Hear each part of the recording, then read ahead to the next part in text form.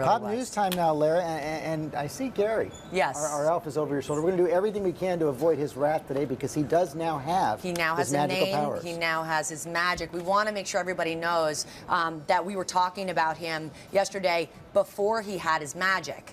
We had not yet adopted him or named him, and which we have now, and that's when they, according to the legend of the elf on a shelf, the elf does not have magic until you adopt him and you name him, and then you cannot move him, you cannot touch him. So when we were talking about touching him and moving him, that's before. So Scotty, stay away from Gary. Nobody touch Gary. He now has his magic, and he's now watching very, very closely. Okay. So everybody, because you know. Okay, so the elf has a name now. So don't touch him. We have adopted him, and we have named him Gary, the Good Morning America elf. Hands off the elf. Trust Hands off the elf, and there's a good reason. Well, because now that Gary has an identity and he's been adopted, every night he goes back to the North Pole, and he will tell if anyone has been naughty or nice, and then he comes back every morning to a different location. That's right. Yes. So all of us need to be on our best P's and Q's. Gary's watching. Yes.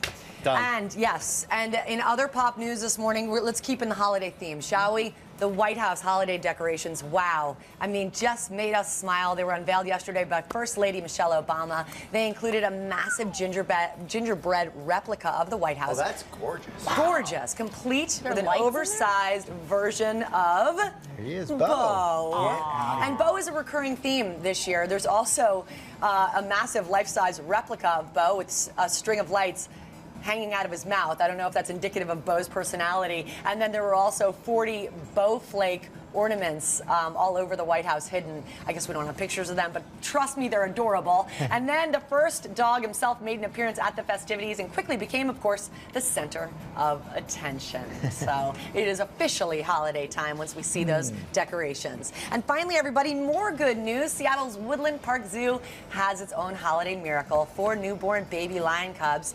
Twice as nice because the typical litter is 2 cubs.